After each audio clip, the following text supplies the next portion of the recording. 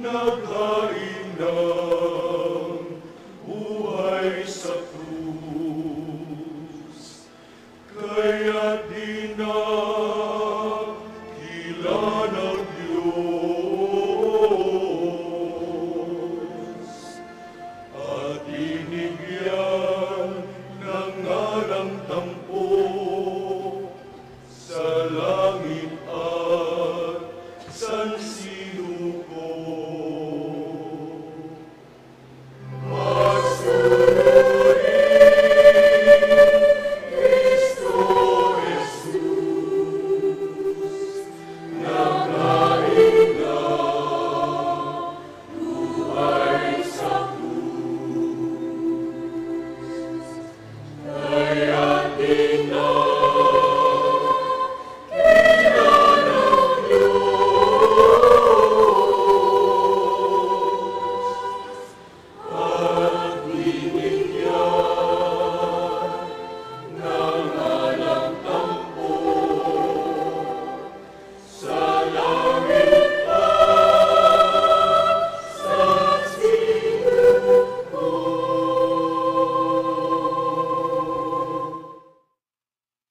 Ang pagpapakasakit ng ating Panginoong Hesukristo ayon kay San Marcos. 2 araw na lamang at pista na ng Paskwa at ng tinapay na walang lebadura. Ang mga punong saserdote at ang mga iskriba ay naghahanap ng paraan upang lihim na maipadakip si Jesus at maipapatay. Sinabi nila, "Ngunit huwag sa kapistahan, baka magkagulo ang mga tao." Nooy nasa Betanya si Jesus sa bahay ni Simong Kitongin. Samantalang siya'y kumakain, dumating ang isang babaeng may dalang isang sisidlang alabastro na puno ng mamahaling pabango. Ito'y dalisay na nardo. Binasag niya ang sisidlan at ang pabango'y ibinuhos sa ulo ni Jesus. Nagalit ang ilang naroroon at sila'y nag-uusap-usap. "Ano't inaksaya ang pabango? Maipagbibili sana iyon ng higit pa sa 300 denaryo at maibibigay sa mga dukha ang pinagbilhan." At sinisi nila ang babae, ngunit sinabi ni Jesus, Bakit ninyo siya ginugulo? Pabayaan ninyo siya. Mabuti ang ginawa niyang ito sa akin. Habang panahoy kasama ninyo ang mga dukha at anumang oras na inyong ibigin ay magagawa ninyo sila ng mabuti. Ngunit ako'y hindi ninyo kasama sa habang panahon. Ginawa niya ang kanyang makakaya. Hindi pa may, binusan na niya ng pabango ang aking katawan bilang paghahanda sa paglilibing sa akin. Sinasabi ko sa inyo, saan man ipangaral ang mabuting balita, mababanggit din naman ang ginawa niyang ito bilang pag-alaala sa kanya. Si Judas Iscariote, isa sa 12, ay pumunta sa mga punong saserdote upang ipagkanulo si Jesus. Natuwa sila nang marinig ang gayon at nangakong bibigyan siya ng salapi. Mula nooy humanap na si Judas ng pagkakataon upang maipagkanulo si Jesus. Unang araw ng pista ng tinapay na walang lebadura, araw ng pagpatay ng kordero para sa Paskwa. Tinanong si Jesus ng kanyang mga alagad, "Saan po ninyo ibig na ipaghanda namin kayo ng hapunang Pampaskwa?" Inutusan niya ang 2 sa kanyang mga alagad. Pumunta kayo sa bayan.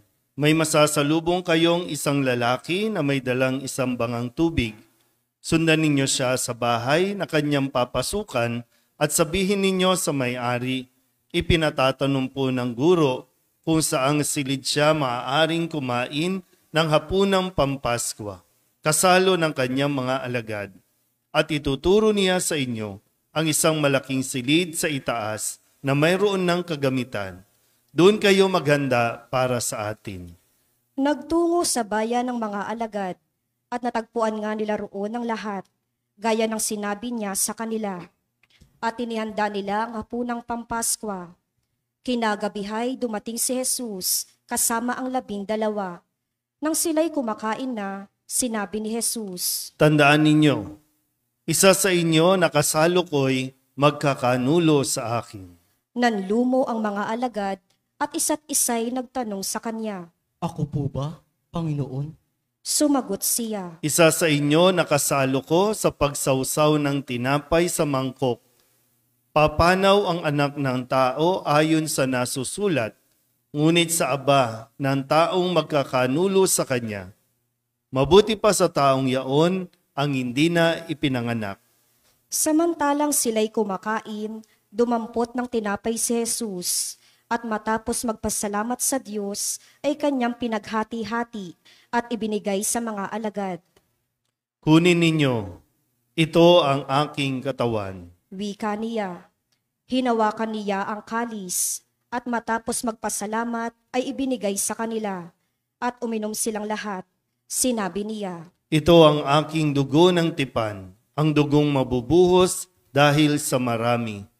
Sinasabi ko sa inyo, hindi na ako iinom ng alak na mula sa ubas hanggang sa araw na inumin ko ang bagong alak sa kaharian ng Diyos. umawit sila ng isang imno, at pagkatapos nagtungo sa bundok ng mga olibo. Sinabi ni Jesus sa kanila, Ako'y iiwan ninyong lahat, sapagkat nasasaad sa kasulatan, papatayin ko ang pastol at mangangalat ang mga tupa.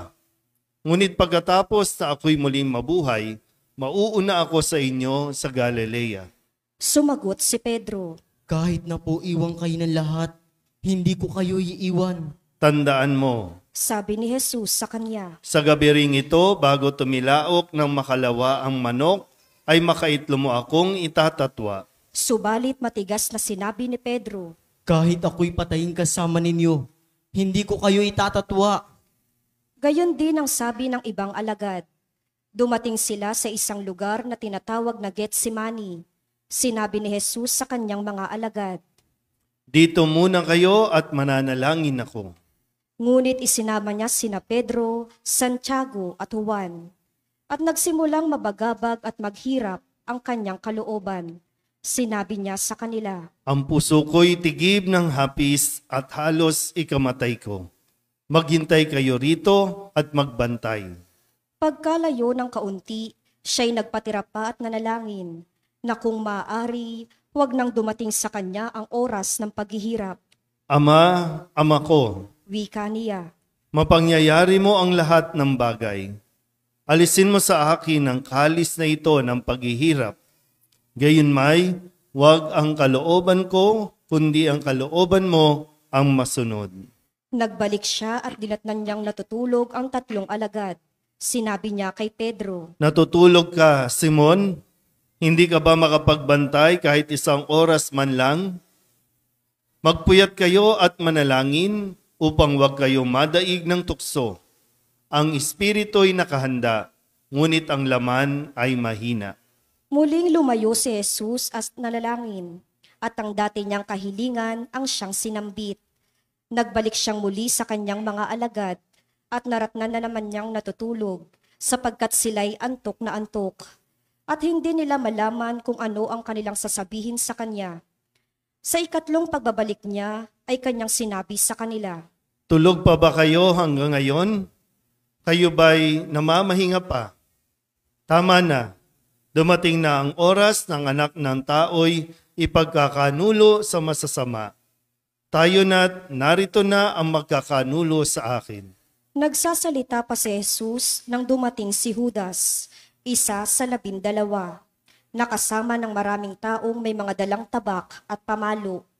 Inutusan sila ng mga punong saserdote, ng mga iskriba at ng matatanda ng bayan. Ang taksil ay nagbigay sa kanila ng isang hudyat. Ang haggan ko, iyon ang inyong hinahanap. Siya'y dakpin ninyo at dalhin, ngunit bantayang mabuti. Pagdating ni Judas, agad siyang lumapit kay Jesus. Guro, Ang bati niya, sabay halik. At sinunggaban si Jesus ng mga tao at dinakip. Nagbunot ng tabak ang isa sa mga naroon at tinaga ang alip. At natigpas ang tainga niyon. At sinabi ni Jesus sa mga tao, Tulisan ba ako at naparito kayong may mga dalang tabak at pamalo upang ako'y dakpin? Araw-araw ako'y nagtuturo sa templo at naroon din kayo. Ngunit hindi ninyo ako dinakip. Subalit kailangang matupad ang sinasabi ng kasulatan. Nagsitakas ang mga alagad at iniwan siya. Sinundan siya ng isang binatang walang damit sa katawan, maliban sa balabal niyang kayong lino. Sinunggaban siya ng mga tao, ngunit iniwan niya ang kanyang balabal at tumakas na walang kadamit-damit. At dinala nila si Jesus sa bahay ng pinakapunong saserdote. Doon nagkatipo ng lahat ng punong saserdote, ang matatanda ng bayan at ang mga iskriba. Si Pedro'y sumunod sa kanya, ngunit malayo ang agwat.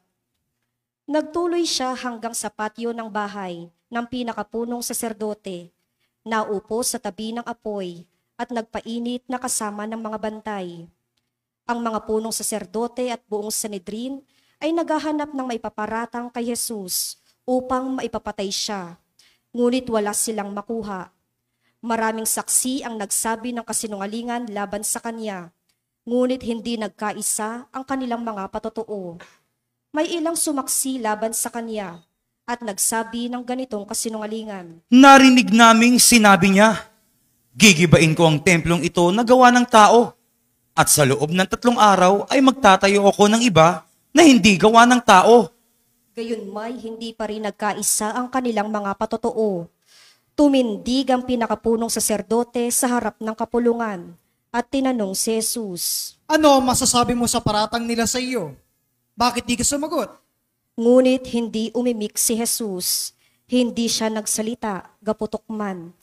Muli siyang tinanong ng pinakapunong saserdote.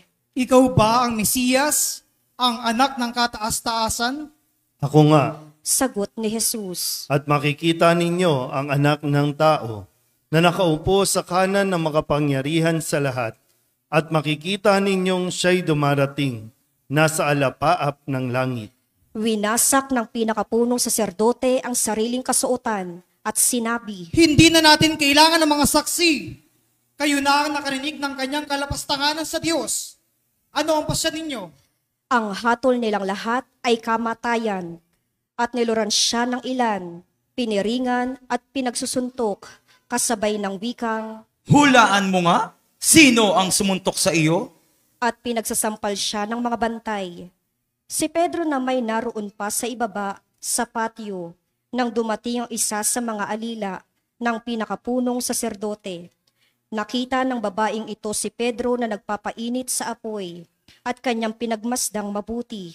Kasama ka rin ng Jesus na iyang taga-Nazaret. Sabi niya, ngunit tumanggi si Pedro. Hindi ko nalalaman. Hindi ko nauunawaan ang sinasabi mo. Sagot niya, at siya'y lumabas sa pasilyo at tumilaok ang manok. Nakita na naman siya roon ng alilang babae at sinabi sa mga naroon. Ang taong ito'y isa sa kanila. Ngunit itinatwa na naman ito ni Pedro. Makalipas ang ilang sandali, sinabi na naman kay Pedro ng mga nakatayo roon. Talagang isa ka sa kanila. Taga-Galilea ka rin. Sumpain man ako ng langit. Talagang hindi ko nakikilala ang taong iyan. Sagot ni Pedro. Siya namang pagtilaok ng manok. Naalaala ni Pedro nang sinabi sa kanya ni Jesus, bago tumilaok ng makalawa ang manok, ay makaitlo mo akong itatatwa. At siya'y nanangis. Kinaumagahan, nagpulong agad ang mga punong saserdote, ang matatanda ng bayan, ang mga iskriba, at ang iba pang bumubuo ng Sanhedrin. Ipinagapos nila si Jesus at dinala kay Pilato. Ikaw ba ang hari ng mga Hudyo? Tanong sa kanya ni Pilato. Kayo na ang nagsasabi. Tugon naman ni Jesus. Nagharap ng maraming sumbong ang mga punong saserdote laban kay Jesus, kaya't siya'y muling tinanong ni Pilato. Wala ka bang isasagot? Narinig mo ang dami ng kanilang sumbong laban sa iyo. Ngunit hindi na tumugon pa si Jesus, kaya't nagtaka si Pilato. Tuwing pista ng Paskwa, ay nagpapalaya si Pilato ng isang bilanggo, sino man ang hilingin sa kanya ng taong bayan. Nakabilanggo noon ang isang lalaking nagngangalang Barabas, kasama ng ibang naghimagsik at nakamatay ng nagdaang himagsikan. Lumapit ang mga tao at hiniling kay Pilato na isagawa na ang kanyang kinaugaliang pagpapalaya ng isang bilanggo. ibig ba ninyong palayain ko ang hari ng mga Hudyo? Tanong niya sa kanila. Alam ni Pilato na inggit ang nagudyok sa mga punong saserdote na dalhin sa kanya si Jesus. Ngunit ang mga tao'y sinulsulan ng mga punong saserdote na si Barabas ang hilinging palayain. Kung gayon, ano ang gagawin ko sa taong ito na tinatawag ninyong hari ng mga Hudyo? Tanong uli ni Pilato. Ipako sa krus! Sigaw ng mga tao. Bakit? Ano ba ang kasalanan niya? Ani Pilato. Ngunit lalo pang sumigaw ang mga tao. Ipako sa krus! Ipako siya sa krus! Sa paghahangad ni Pilato na pagbigyan ng mga tao, pinalaya niya si Barabas. Si Jesus ay kanyang ipinahagupit at ibinigay sa kanila upang ipako sa krus. Dinala na ng mga kawal si Jesus sa pretoryo, ang tirahan ng gobernador. Sa kanilang tinitipon ang buong batalyon. Sinuotan nila si Jesus ng isang balabal na purpura. Kumuha sila ng halamang matinik, ginawang korona at ipinutong sa kanya. At sila'y patuyang nagpugay at bumati sa kanila. Mabuhay ang hari ng mga Hudyo! Siya'y pinagahampas nila ng tambo sa ulo, pinaglulurhan at palibak na liluhod-luhuran. At matapos kutyain, siya'y inalisan nila ng balabal, sinuotan ng sariling damit at inilabas upang ipako sa krus. Nasalubong nilang isang lalaking galing sa bukid, si Simon na taga Cirene, ama nina Alejandro at Rufo. Pilit nilang ipinapasan sa kanya ang krus ni Jesus. At kanilang dinala si Jesus sa lugar na kung tawagi Golgota, ibig sabihin, pook ng bungo. Binigyan nila siya ng alak na may kahalong mira, ngunit hindi niya ininom. Ipinako siya sa krus at nagsapalaran sila upang malaman kung alin sa kanyang mga damit ang mapupunta sa bawat isa. Ikasyam ng umaga nang ipako nila sa krus si Jesus. Sa itaas ng krus, isunulat ang sakdal laban sa kanya. Ang hari ng mga Hudyo. 2 tulisan ng kasabay niyang ipinako sa krus, isa sa kanan niya at isa sa kaliwa. Sa gayoy natupad ang nasasaad sa kasulatan. Ibinilang siya sa mga salarin, nilibak siya ng mga nagdaraan, natatango-tangong nagsabing, Di ba ikaw ang gigiba ng templo at muling magtatayo nito sa loob ng 3 araw? Iligtas mo ngayon ang iyong sarili. Bumaba ka sa krus. Kinutiya rin siya ng mga punong saserdote at ng mga iskriba, at ang sabi sa isa't isay, Iniligtas niya ang iba, ngunit di mailigtas ang sarili. Makita lang nating bumaba sa krus ang Mesiyas na iyan, na hari ng Israel. Maniniwala tayo sa kanya. Inalipusta din siya ng mga nakapakong kasama niya at nagdilim sa buong lupain, mula sa tanghaling tapat hanggang sa 3 ng hapon.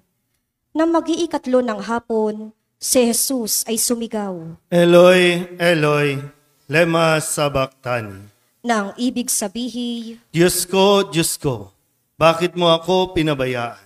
narinig ito ng ilan sa mga nakatayo roon at kanilang sinabi, Pakinggan ninyo, tinatawag niya si Elias. may tumakbo at kumuha ng espongha. Ito'y binasa ng maasim na alak at pagkatapos ay inilagay sa dulo ng isang tambo at ipinasipsip kay Jesus. Sabi niya, Tignan nga natin kung darating si Elias upang ibaba siya. sumigaw ng malakas si Jesus at nalagutan ng hininga. Magsiluhod po ang lahat.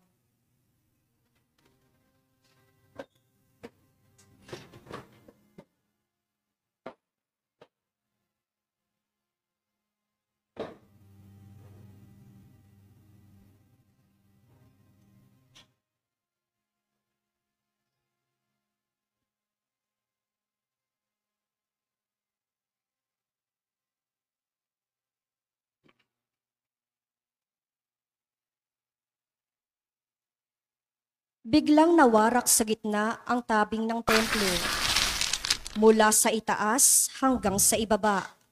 Nakatayo sa harap ng krus ang isang kapitan ng mga kawal at kanyang nakita kung paano namatay si Jesus kaya't sinabi niya, Tunay ngang anak ng Diyos ang taong ito. naroon din ang ilang babae at nakatanaw mula sa malayo. Kabilang sa kanila si Maria Magdalena, si Mariang ina ni Santiagong bata at Jose at si Salome. Mula pa sa Galilea ay nagsisunod na sila at nagsilingkod kay Jesus. At naroon din ang iba pang babaeng sumama kay Jesus sa Jerusalem. Nang magtatakip silim na, dumating si Jose na taga Arimatea, isang ginagalang na kagawad ng Sanhedrin. Siya'y naghihintay sa pagdating ng paghahari ng Diyos, sapagkat araw noon ng paghahanda o bisperas ng araw ng pamamahinga, naglakas loob siyang lumapit kay Jesus at hiningi ang bangkay ni Jesus. Nagtaka si Pilato nang marinig niyang patay na si Jesus, kaya't ipinatawag niya ang kapitan at tinanong kung ito'y totoo. Nang malaman niya sa kapitan na talagang patay na si Jesus, pumayag siyang kunin ni Jose ang bangkay. Bumili si Jose ng kayong lino, nang maibaba na ang bangkay ay kanyang binalot sa kayong ito at inilagay sa isang libingang inuka sa tagiliran ng dalisdis na bato. Pagkatapos, iginulong ang isang malaking bato sa pintuan ng libingan. Nagmamasid naman si Maria Magdalena at si Mariang ina ni Jose, at nakita nila kung saan inilibing si Jesus. Ang mabuting balita ng Panginoon. Pinupuri ka namin, Panginoong Jesucristo. Isang magandang gabi sa inyong lahat. Pakiwagayway po ang inyong mga palaspas. Ang iba pagod na. Pagod na sa pagtayo, no? Pero ngayon po ay linggo ng palaspas ng pagpapakasakit ng Panginoon.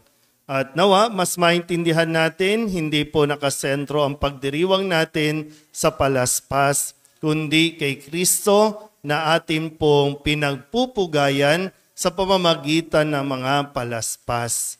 Kaya nga sa umpisa pa lang ng ating pong rito ay ating binasbasan.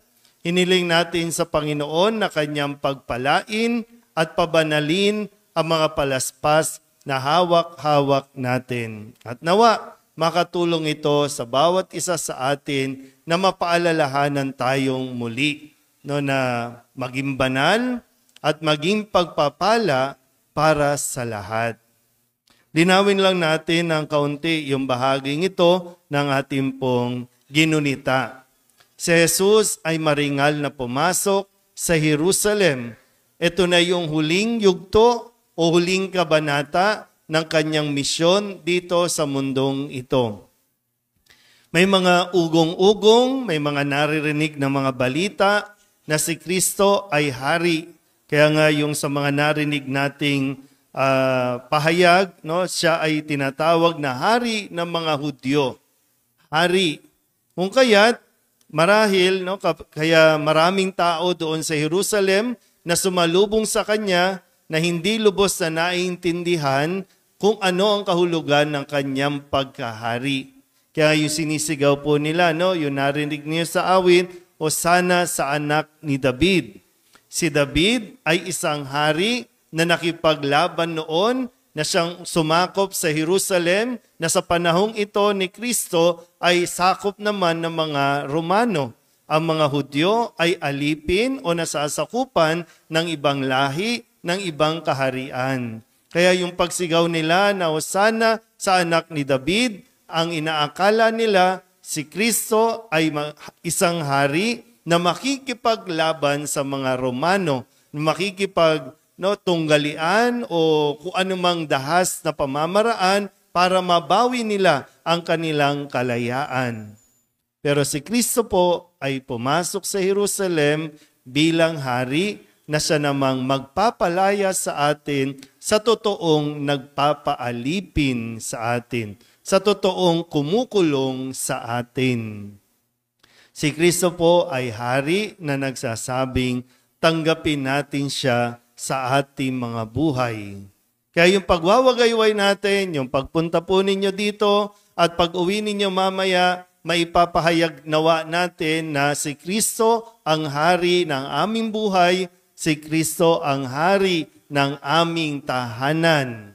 Kaya nga ilalagay nyo ulit yan sa inyong mga tahanan, sa inyong mga pintuan, mga bintana, o kung saan man na makikita ng mga tao para masabi ninyo sa kanila na ikaw ay sumusunod kay Kristo. Sabihin nyo nga po, susunod ako kay Kristo.